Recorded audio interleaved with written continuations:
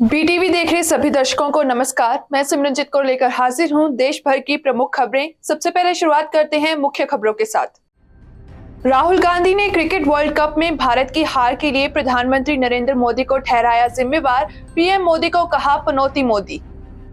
उत्तराखंड के उत्तरकाशी में 10वें दिन भी टनल में फंसे मजदूर, पाइपलाइन से पहुंचाया जा रहा है खाना।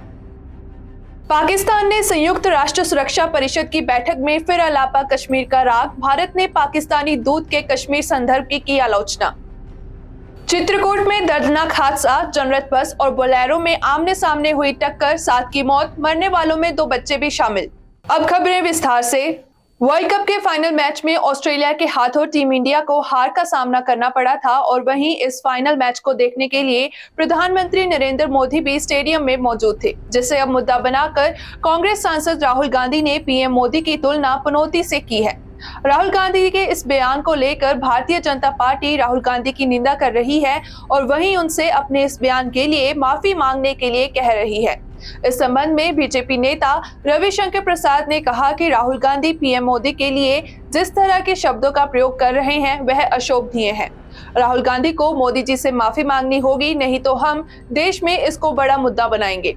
बता दें कि राहुल गांधी का ये बयान बीते दिन राजस्थान विधानसभा चुनाव के लिए जालोर में एक रैली को संबोधित करते हुए आया, जहां राहुल गांधी ने पीएम मोदी पर तीखा हमला बोला और कहा कि वह क्रिकेट मैच में चले जाएंगे, वह अलग बात है कि मैच हरवा दें। पनौती पीएम मतलब पनौती मोदी। उन्होंने अपने भाषण में आगे कहा कि अच्छा भला हमारे लड़के वहां वर्ल्ड कप जीत जाते, लेकिन वहां पर पनौती ने हरवा दिया। लेकिन टीवी वाले ये नहीं कहेंगे, पर जनता यह जानती है।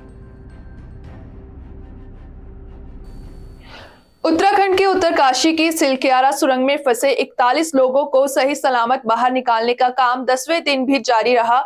इसी बीच राहत और बचाव कर्मचारी की टीम की तरफ से वॉकी टॉकी से सुरंग में फंसे लोगों से बात की गई। वहीं कुछ मजदूरों के पारिवारिक मेंबरों ने भी वॉकी टॉकी के जरिए सुरंग में फंसे मजदूरों से बात की। बताया जा रहा है कि मजदूरों को जल्द सुरंग से बाहर निकालने के लिए बड़कोट चोर से भी सुरंग में ड्रिलिंग का काम शुरू कर दिया गया है, जिसके लिए टीएचडीसी की 8 से 10 लोगों की मौके पर टीम मौजूद थी, जहां से ड्रिलिंग के जरिए 2 से 2.5 मीटर व्यास की सुरंग तैयार की जाएगी।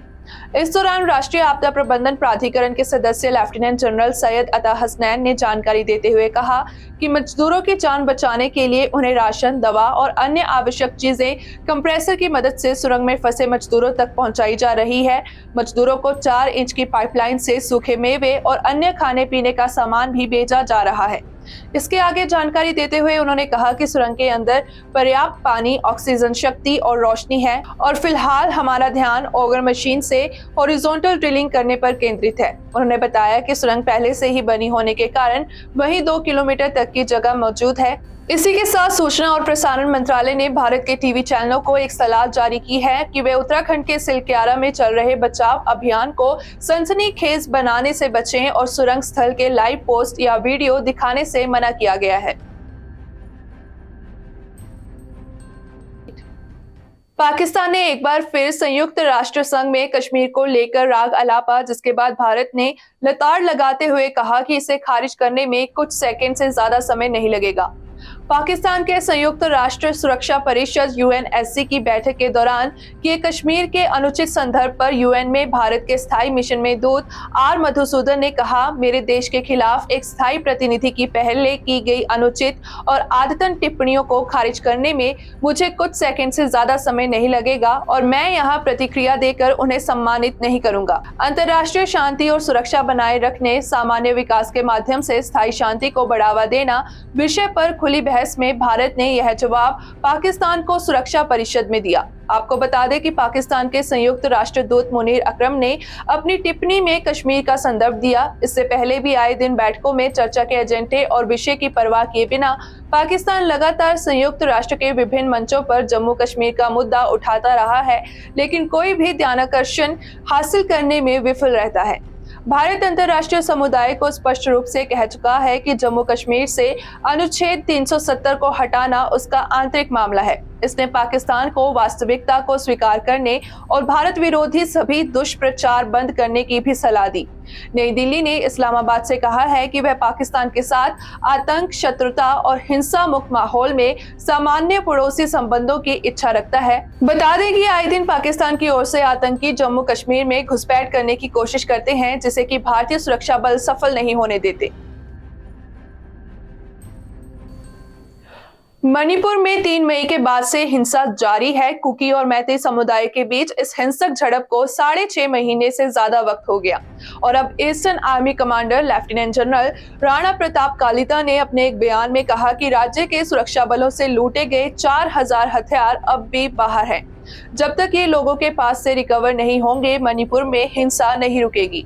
जानकारी अनुसार करीब 5000 हथियार लूटे गए थे, जिनमें से सिर्फ 1500 ही बरामद हुए हैं।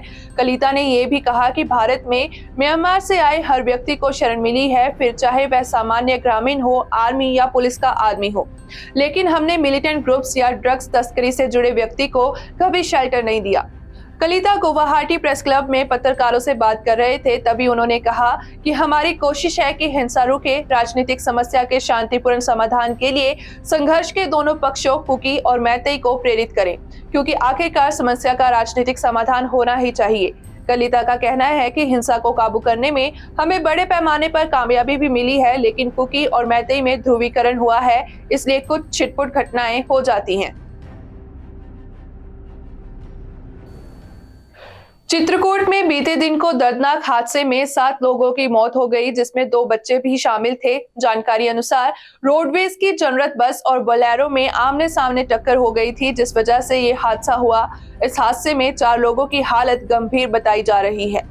बताया जा रहा है कि तेज रफ्तार से आ रही जनरत बस और बोलेरो की जोरदार भिड़ंत हो गई और मौके पर ही 5 लोगों की मौत हो गई थी, जबकि 6 लोग घायल हो गए थे, जिन्हें पासी के जिला अस्पताल में भर्ती करवाया गया था, जिसके बाद गंभीर हालत के चलते घायल लोगों को प्रयागराज रेफर कर दिया गया। बाद में इलाज के दौरान 2 और लोगों की मौत हो गई, जिसकी वजह से इस हादसे में कुल 7 लोगों की मौत हो गई है।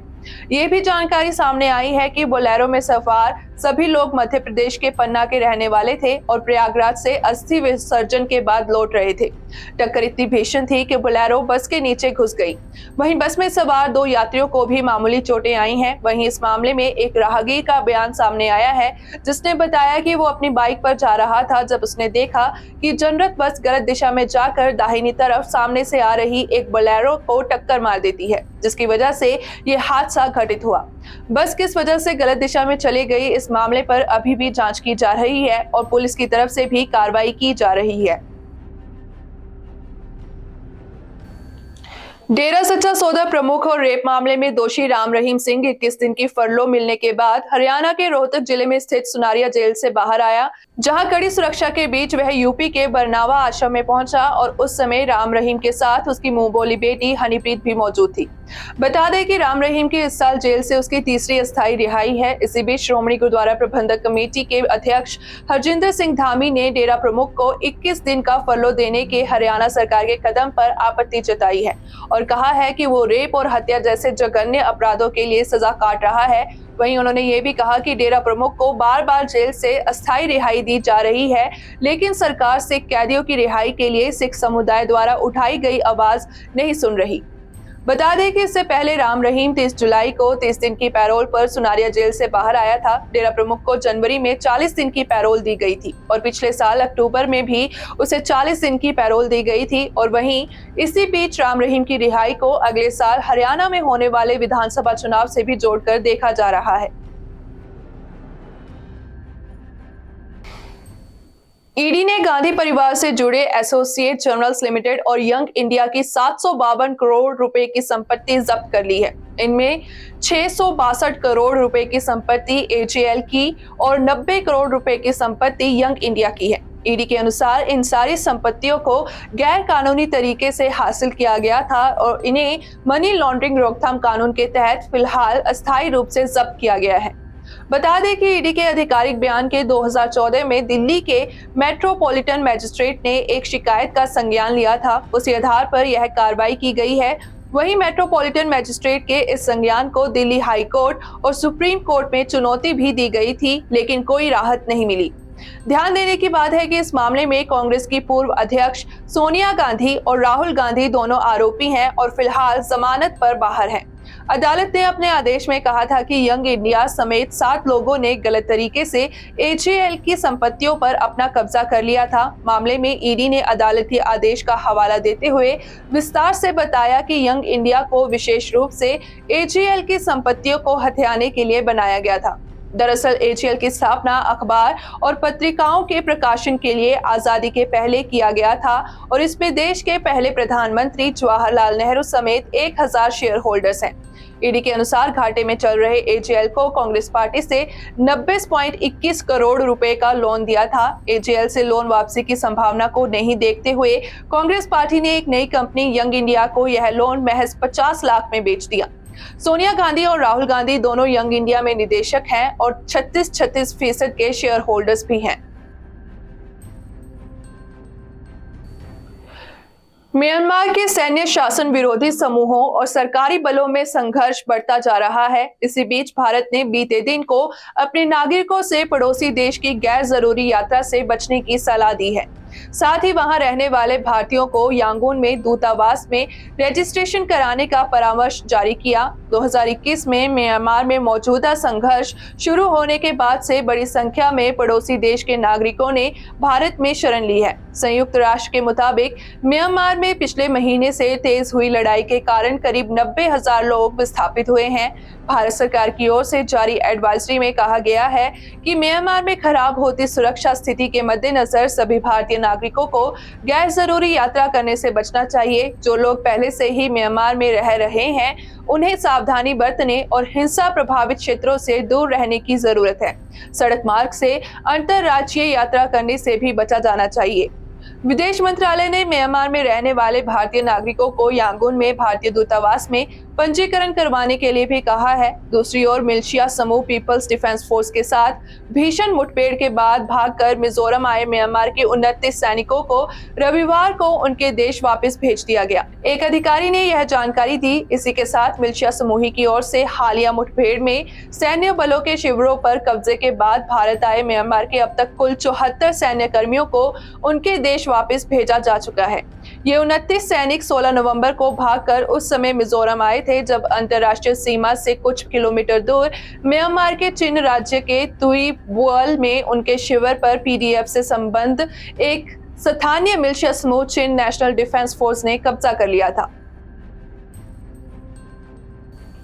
आज की खबरों में इतना ही। फिर से हाजिर होंगे नई खबरों के साथ। आप देखते रहिए BTV। Be positive, be yourself.